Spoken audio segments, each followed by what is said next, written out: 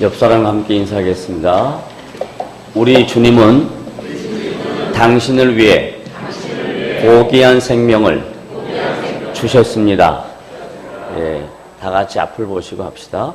우리 주님은 나를 위해 무엇을 주셨습니까? 고귀한 생명을 주셨습니다. 오늘 2012년 12월 첫 주여서 한영혼과 함께하는 예배에 우리 주님 기쁘시게 받으시고 또 이 자리에 참여한 여러분들에게 의미가 있는 시간이 되게 하기 위해 요한복음 12장 3절로부터 8절 말씀 가운데 드러난 예수님의 공생의 사역 기간 중에 있었던 사건을 함께 나누면서 우리에게 주시는 은혜가 무엇인지, 하나님이 베푸신 구원이 얼마나 감격스러운 건지 하는 것을 함께 생각해 보려고 합니다. 요한복음 12장에 나타난 이 사건은 마가복음 14장에도 기록되어 있고 누가복음 7장에도 기록되어 있습니다. 마태복음만 이 내용이 빠져 있는데 마태복음 한 곳은 기록되지 않았다 할지라도 복음서의 저자인 마가와 누가와 요한이 이 동일한 사건을 기록한 것은 이 사건이 의미하는 바가 매우 중요하다라는 것입니다. 반복해서 기록해 두었기 때문에 기록한 이 말씀의 내용은 우리 모두 다가 신앙생활하면서 깊이 묵상해 보아야 할 내용들이다 하는 것입니다. 여러분들은 신앙생활을 하면서 오늘 본문의 내용을 종종 혹은 가끔 들어보셨을 것입니다. 그래서 이 본문에 들어보셨던 내용은 헌신하는 모습, 그것이 무엇인가 하는 쪽으로 이 말씀을 많이 이해했고 들어보셨을 텐데 오늘은 저는 다른 각도에서 이 말씀을 생각하려고 합니다. 만약에 이 말씀의 의미가 헌신이 초점이라면 헌신을 잘하는 사람과 헌신을 못하는 사람 사이에 갈등이 생길 것입니다. 여러분이 신앙생활 하다 보면 여러분의 삶의 형편이 넉넉할 때가 있고 여러분의 삶의 형편이 어려울 때가 있습니다. 그런데 어려울 때 헌신을 하고 싶어도 할 수 없는 상황이 있을 수 있습니다. 그러면 오늘 기록된 이 말씀이 헌신을 부추기는 그런 말씀이라면 지금 어렵게 살아가고 있는 나, 그리고 지금 우리가 살고 있는 이 시대 모두 다 생각하기를 삶이 빡빡하다고 생각하는 지금 우리의 실정, 이런 상황 속에서 그럼에도 불구하고 헌신을 부추기는 것이 맞는가? 아니면 지금 이 요한복음과 마가복음과 누가복음에 기록된 복음서 저자의 의도가 헌신이 초점이 아니라 하나님께서 베푸시는 구원이 얼마나 복되고 가치 있는 것인가 라는 쪽으로 초점을 맞추면 동일한 내용임에도 불구하고 전혀 다른 색깔이 나타납니다. 동일한 말씀인데도 불구하고 전혀 다른 반응이 나타날 수 있습니다. 그러면 이 세 복음서에 나타난 내용들을 이제 하나로 묶어서 제가 스토리텔링으로, 이야기식으로 여러분들에게 말씀을 드리겠습니다. 이 말씀은 예수님의 공생의 말년 즈음에 있었던 사건입니다. 예수님은 3년 공생의 사역을 하셨는데 공생애라 함은 하나님의 아들로 이 세상에 오셔서 공적인 일을 행한 기간을 공생애라 이렇게 이야기합니다. 그러니까 태어나서부터 30세까지는 저희들처럼 동일하게 일반적인 삶을 사셨습니다. 그래서 그를 사람의 아들이라, 인자라 이렇게 이야기합니다. 만약에 이 인자만 강조하면 그가 인간처럼 살면서 베풀었던 선행, 그리고 그가 행했던 이런 다양한 것들, 여기에 초점을 맞추면 예수님은 성인입니다. 그리고 예수님은 도덕군자입니다. 그런데 그의 인생 30년 이후 3년 동안은 공생에 하나님이 그를 이 세상에 보내신 목적을 이루기 위하여 십자가에서 구원사역을 이루기 위하여 공적인 삶을 살았던 3년은 인자라 하지 않고 하나님의 아들이라 이렇게 이야기합니다. 그래서 예수님에게는 인성과 신성이 있는 것입니다. 우리 인간들에게는 인성만 있지 신성은 없습니다. 인성이 있다라는 말은 죄가 있다는 얘기입니다. 그런데 예수님은 인성만 있는 게 아니라 신성이 있기 때문에 하나님이신 예수님이 이 세상에 오셨기 때문에 그는 죄가 없으십니다. 그래서 정리합시다. 따라합니다. 나는 죄인입니다. 아니라고 생각하시는 분이 있나 봐요. 그래서 크게 안 하십니다. 다 같이 큰 소리로 따라합니다. 나는 죄인입니다. 예수님은 죄가 없으십니다. 예, 그 두 가지를 먼저 정리해 놓고, 죄 없으신 예수님이 이 세상에 하나님의 아들로 오셔서 인간처럼 30년 사시고 3년 동안 공생의 사역을 하실 때 공생의 기간 중에 드러나는 세 가지 사역이 있습니다. 첫째는 예수님은 병든 자, 고통당하는 자, 아픈 자, 상심한 자, 낙심한 자, 이런 모든 삶에 찌들어 있는 인생들에게 회복시키시는 힐링, 치유하시는 힐링의 사역이 있었습니다. 육신의 치유만이 아니라 정신적인 치유까지 하셨습니다. 귀신 들린 자를 쫓아내셨습니다. 그래서 그의 육신의 질병과 정신적인 고통을 치유하시고 해방시키셨습니다. 그걸 예수님의 사역의 첫 번째 힐링 사역 이렇게 이야기합니다.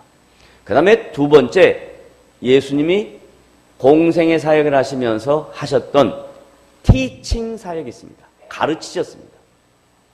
뭘 가르쳤냐? 인생 사는 도리를 가르치는 것이 아니라 하나님의 나라를 가르쳤습니다. 그 하나님의 나라를 다른 말로 바꾸면 하나님의 통치가 어떻게 역사 속에 드러나는가 하는 것을 가르쳤고, 하나님의 구원이 어떻게 이루어질 것인가 하는 것을 가르치셨습니다. 그런데 이렇게 예수님이 반복적으로 다양한 방법을 통해서 가르쳐도 그 가르침을 받는 그 시대의 유대인들은 그 가르침에 대하여 반응하지 않았습니다. 왜요? 자기들은 선민이라고 생각했기 때문에 그렇습니다. 왜요?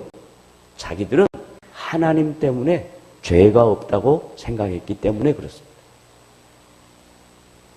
그런데 지금 예수님은 유대인들에게, 선민이라고 하고 죄가 없다고 생각하는 그들에게 너희들은 얼마나 큰 죄인인가 하는 것을 알아야 된다 라는 내용으로 계속해서 하나님의 나라와 통치와 구원 역사에 대하여 가르치십니다.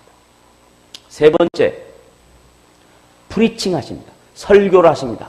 많은 대중들을 놓고 여러 가지 비유를 통해서 하나님의 나라를 선포하십니다.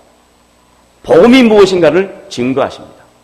이 세 가지 사역입니다. 첫째는 힐링, 두 번째는 티칭, 세 번째는 프리칭. 다 같이 시작. 힐링, 그 다음에 티칭, 그 다음에 프리칭. 이 세 가지 사역을 하십니다. 이 세 가지 사역을 하는 가운데 오늘 본문의 사건은 힐링도 들어가고 티칭도 들어가고 프리칭도 들어가는 이 세 가지 요소가 다 함께 들어가 있는 내용입니다. 자, 예수님이 이제 구원이 무엇인가를 가르치려고 하는데 그 구원에 대하여 구원받을 대상은 죄인이어야 된다 하는 것입니다. 오늘 본문 말씀에 두 종류의 사람이 나타납니다. 한 사람은 여인인데 마가복음과 누가복음을 비교해서 살펴보면 그 여인은 스스로 자기를 가리켜 죄인이라 이렇게 가르칩니다. 또 한 사람, 다른 쪽에 있는 사람은 바리새인이라. 유대인들 중에서도 최고의 종교 지도자라고 하는 종교적인 열심과 하나님에 대한 신앙이 철저한 그런 종교인 바리새인이 있습니다. 그들은 선민의식에 빠져 있습니다. 그들은 죄인이 아니라고 생각하고 남의 죄를 지적하는 율법주의자들입니다. 이 두 부류가 있습니다. 예수님은 이 두 부류에게 힐링과 티칭과 프리칭을 하시는데 어떻게 하시냐? 한 여인, 죄인이라고 하는 여인이 자기가 가장 귀하게 여기는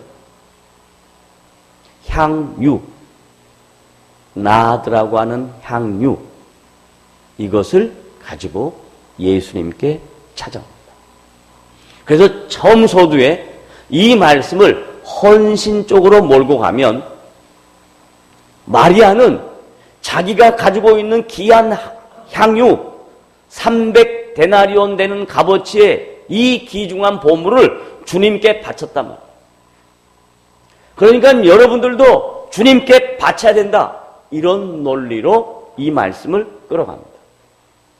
그런데 이 말씀의 포인트는 누가 얼마나 더 주님을 사랑했느냐, 얼마나 주님 앞에 헌신했느냐 하는 쪽보다 자기가 얼마나 큰 죄인인가를 알아서 이 자신의 죄 문제를 해결하기 위하여 예수님 앞에 나와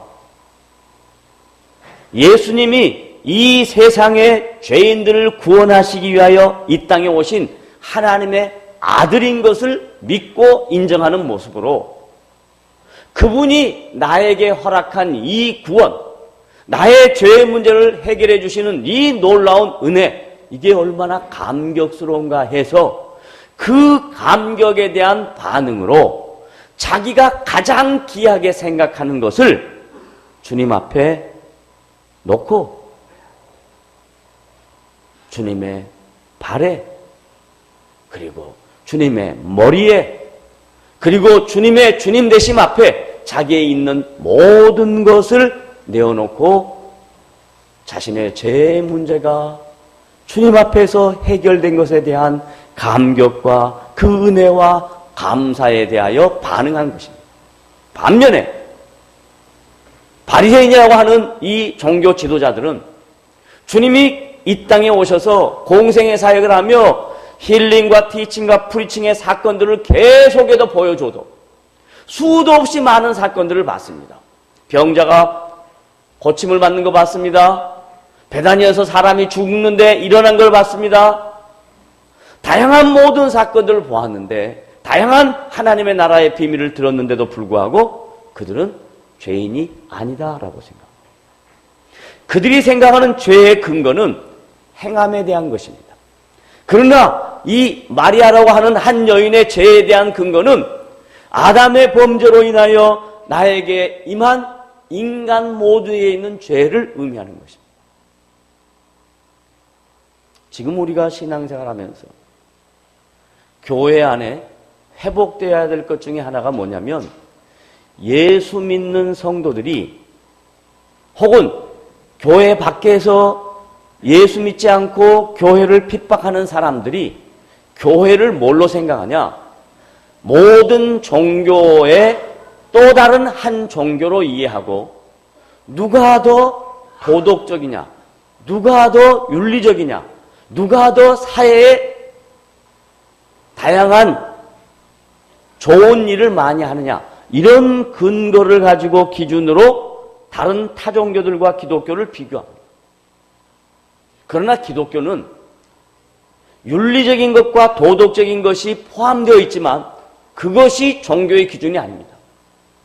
기독교는 하나님께서 이 세상을 창조하시고 하나님의 형상으로 인간을 창조하시고 피조된 인간이 하나님을 떠나 자기 능력대로 자기 힘대로 살겠다 하는 이 죄인들을 구원하시어 하나님의 방법대로 우리를 만들어 가고자 하는 하나님의 의지가 이 기독교 안에 있고 이 하나님의 구원 역사의 진리가 기독교와 타종교의 차이점입니다.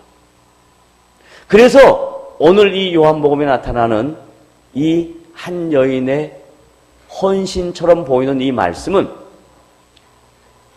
헌신이 초점이 아니라 자기의 죄의 문제를 철저하게 깨닫고 그 죄의 문제가 오직 예수 그리스도만이 하나님의 아들로 오신 이 땅에 오신 예수 그리스도만이 자기의 죄의 문제를 해결할 수 있는 유일한 분이라는 것을 알고 그분 앞에 와서 자기의 모든 것을 드리는 것입니다.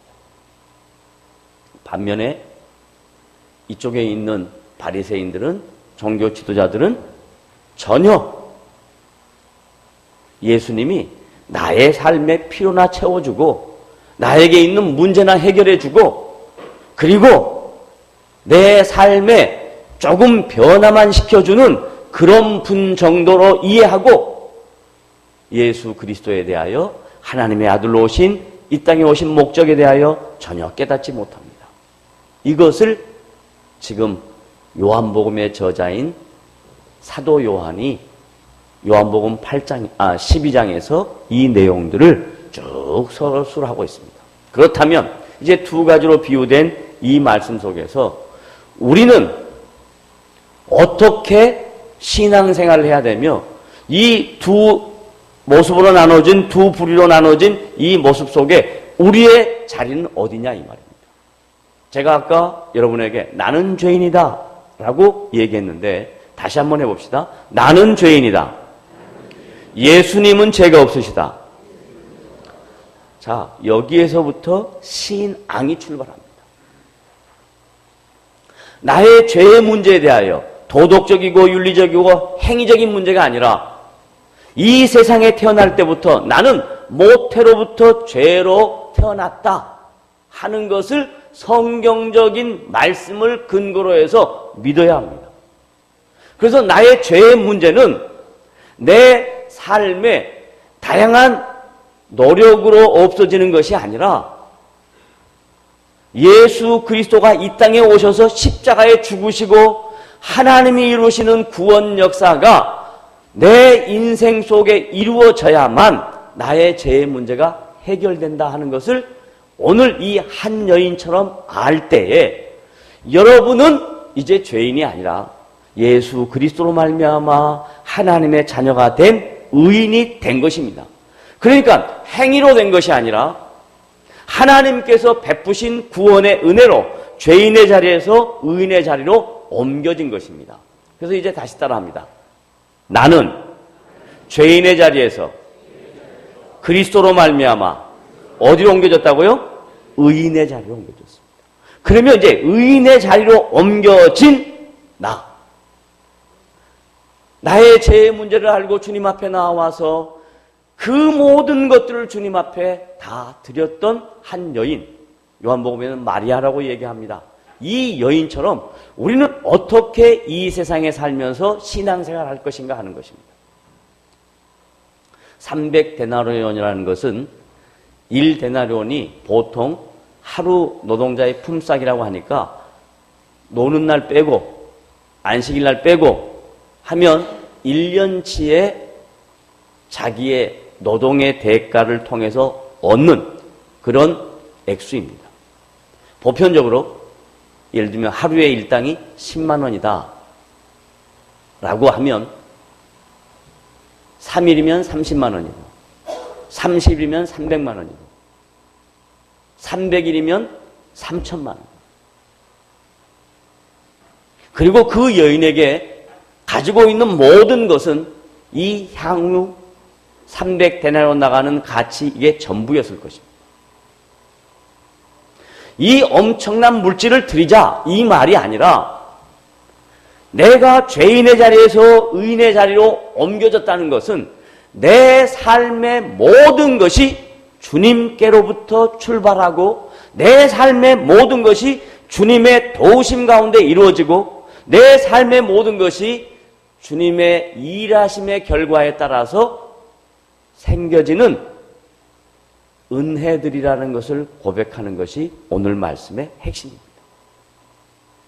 저와 여러분은 이 여인처럼 얼마의 액수를 가지고 얼마만큼 헌신할 것이냐 하는 게 중요한 게 아니라 이 여인이 자기의 모든 것을 다 갖다 주님 앞에 드렸듯이 저와 여러분 모두 다 하나님이 나를 죄에서부터 예수 그리스도의 십자가의 사건으로 의인의 자리로 옮겨준 이 엄청난 구원의 은혜는 나의 모든 삶의 시작과 과정과 끝이 그로 말미암고 그에게로 돌아간다는 그런 믿음으로 살아갈 때 하나님께서 저와 여러분의 인생의 주인이 되시고 저와 여러분의 인생 속에 아름다운 열매를 맺으실 것을 믿으시기를 바랍니다.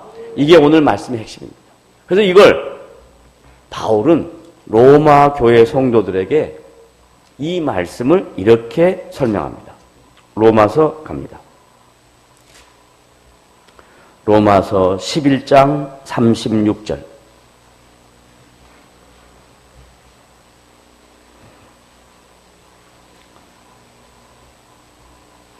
로마서는 16장으로 구성되어 있는데 16장 중에 1장부터 11장까지가 기독교 교리를 설명해 놓은 겁니다.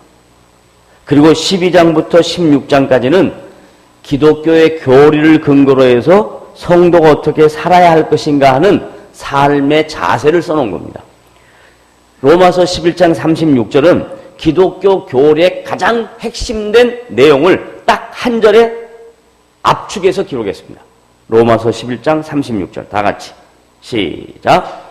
이는이 뭔 말이냐면 로마서 1장 1절부터 시작해서 11장 35절까지 기록된 모든 내용은 다 같이 만물이 시작. 만물이 누구에서 나오고요? 주에게서 나오고, 그 다음에 두 번째 주로 말미암고, 마지막 세 번째 주에게로 돌아갑니다. 이 세 가지만 정리합시다. 시작이 누가 하셨다고요? 주님이 하셨습니다. 과정을 누가 이끌어 가신다고요? 주님이 하셨습니다. 마지막 결과를 누가 정리하신다고요? 주님이 하셨습니다. 이것을 깨달은 사람이 누구냐? 300데나리온의 그 놀라운 나드 향유, 그 값어치 나고 귀한 것을 갖다가 주님 앞에 내어놓고 껴서 주님께 다 드렸던 사람의 신앙의 고백입니다. 그런데 종교 지도자들인 바리새인들은 하나님을 만회합니다. 2000년 동안 율법을 지키고 계명을 지킨다고 노력했습니다. 그런데 죄의 문제가 해결되는 그리스도를 믿지 않습니다. 그러니까 만물이 주에게서 나오고가 아니라 모든 것이 나로부터 출발합니다. 모든 것이 나로 말미암고 모든 것이 나로 인하여 끝이 난다라고 생각하는 자기 중심적인 가치관이 이 바리새인이라고 총칭하는 한 여인이 죄인처럼 생각하고 한 여인이 주님의 십자가의 사건으로 하나님 앞에 의인되는 이 놀라운 구원의 감격을 가졌던 사람과 반해서 이쪽에서는 전혀 그런 구원의 감격이 없습니다. 그러니까 종교인으로 신앙생활을 해도 교회는 나와도 매일 살아가는 삶의 모습은 내가 주인인 것입니다. 내 마음대로 하는 겁니다. 그런데 한 여인은, 죄인이었던 그 여인은 자기의 모든 것을 갖다 바쳤으니 모든 것이 이제부터 주로부터 시작하고 주로 말미암고 주에게로 돌아간다는 이 신앙의 고백이 한 여인의 신앙의 고백이었던 것입니다. 그렇기 때문에 그는 아무리 귀한 것이라 한다 할지라도 그 귀한 것 주님 앞에 드렸을 때 주께서 내 인생을 책임지신다 하는 것을 믿으셨던 것입니다. 여러분은 2012년 한 해를 마지막 한 달을 남겨두고 있습니다. 12년 시작할 때 많은 사람들이 얘기했습니다. 세계 경제가 어려우니 참 올 한 해 어렵게 살 것이다 그랬습니다. 도대체 어렵게 산다는 기준이 뭡니까? 정말 여러분 어렵게 살았다고 생각하십니까? 12개월 동안 지나간 시간을 가만히 돌아보면 다양한 삶의 아픔도 있었고 어려움도 없지 않아 있었지만 그럼에도 불구하고 오늘 이 자리에 저와 여러분이 있습니다. 그렇다면 세상을 아무리 어렵게 돌아간다 할지라도 하나님이 나에게 찾아오셔서 나를 하나님의 백성 삼으시고 죄인의 자리에서 의인의 자리로 옮겨주시고 그리고 말씀하시기를 너의 인생 내가 책임질 것이다. 걱정하지 마라. 처음도 내가 시작하고 과정도 내가 이끌어가고 마지막도 내가 너의 인생의 결말을 볼 테니 그 하나님 앞에 서라 라고 오늘 우리에게 말씀하는 것입니다. 중요한 건 내가 바리새인이 될 것이냐 아니면 마리아와 같은 한 여인이 될 것이냐 하는 것입니다. 이제 말씀을 마무리할 시간입니다. 여러분 생각해 보십시오. 이걸 만약에 헌신으로 끌고 가면 마리아와 같은 헌신을 여러분 다 하십시오. 이렇게 목회자가 이 말씀을 통해서 동일한 본문을 통해서 여러분에게 강조할 수 있습니다. 저는 이 말씀을 계속 말씀을 통해서 묵상해 보니 이 말씀의 포인트는 헌신이 아니라 자기가 죄인인 것을 깨닫고 구원이 얼마나 값진 것인가, 하나님의 은혜가 얼마나 놀라운 것인가, 그것을 깨달은 사람이 자기에게 있는 어떤 것이라도 주님 앞에 아낌없이 드려야 되겠다. 왜?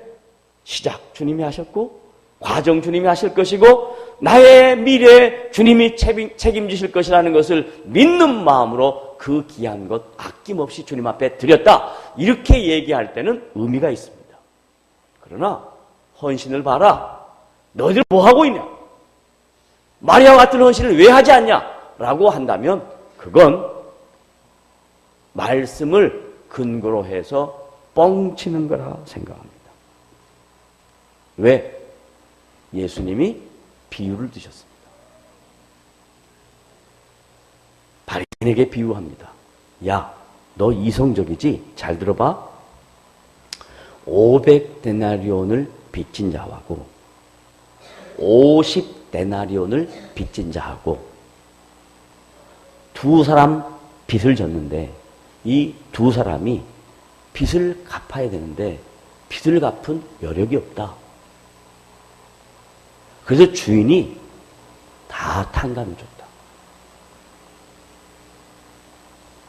그러면 누가 더 감사함을 느끼겠냐? 라고 묻습니다. 500데나리온의 비유는 자기가 하나님 앞에 죄인이라고 생각하는 여인입니다. 50데나리온이라고 하는 것은 자기가 다른 사람보다 더 훌륭하고 윤리적이고 도덕적이고 규범적이고 종교적이라고 생각하는 유대 바리새인들입니다. 그들은 다른 사람을 향하여 손가락질한다 할지라도 자기를 향하여 손가락질할 수 있는 자신감이 없습니다. 그러나 한 여인은 남 보지 않고 나의 죄를 받습니다. 나의 허물을 받습니다. 그리고 하나님의 은혜가 필요했습니다. 그리고 십자가의 구속의 은총이 필요했습니다. 그래서 주님 앞에 담대히 나와왔던 것입니다.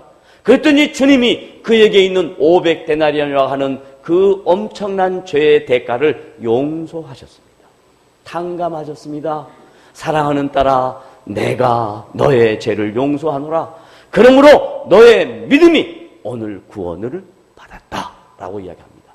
뿐만 아니라 너의 이 사건을 성경에 기록하고 모든 믿는 자들에게 이 말씀을 모델링으로 남겨두겠다라고 성경은 기록합니다. 그 모델링을 오늘 저와 여러분이 들었습니다. 저나 여러분이 혹이라도 유대 바리새인들처럼 우리의 삶 속에 익숙해 있는 종교적인 행위들로 인하여 내가 얼마나 대단한 사람인가 라고 착각하는 사람이 있다면 오늘 이 시간에 하나님, 주님의 은혜가 아니면, 주님의 일하심이 아니면, 주님의 구원의 은총이 아니면 나는 주님 앞에 설 수 없는 자입니다 라고 고백하는 한 여인처럼 여러분의 심령이 낮아져서 그런 마음으로 주님 앞에 나오면 주님이 오늘 여러분에게 말씀합니다. 내 믿음이 너를 구원하였도다. 다 같이 따라합니다. 내 믿음이 너를 구원하였도다. 그러면 여러분이 이렇게 하죠. 나의 믿음이 나를 구원하는 근거가 되었고 이제 나는 모든 것의 시작과 과정과 끝이 주님에게 있다는 것을 믿고 주님이 내 인생을 성실하게 이끌어가며 내 삶의 마지막 순간까지 주님의 나라에 들어갈 때까지 하나님께서 우리의 인생 속에 함께 하신다는 사실을 믿어 의심하지 아니할 때 여러분의 신앙은 다른 사람들에게 영향력을 끼치는 복된 사람이 되실 줄로 믿으시기를 바랍니다. 따라합니다. 주님이 시작하셨고 주님이 이끌어 가시며 주님이 결국 마지막 주인이 될 것이다. 믿으시면 아멘 하시길 바랍니다. 아멘. 기도하겠습니다. 하나님 아버지 감사합니다. 오늘도 우리에게 귀한 말씀 주셔서 귀한 말씀 듣고 우리의 신앙을 점검하게 하시고 또한 하나님께서 허락하신 이 귀한 말씀으로 다시 한번 내 삶의 시작과 과정과 끝이 하나님 손안에 있다는 것을 믿어 의심치 아니하도록 도와주시옵소서. 그리하여 우리의 삶에 열매가 있게 하시고 하나님의 일하심을 목도하며 살아가는 복된 성도들 되도록 도와주시옵소서. 예수님의 이름으로 감사하며 기도드리옵나이다. 아멘.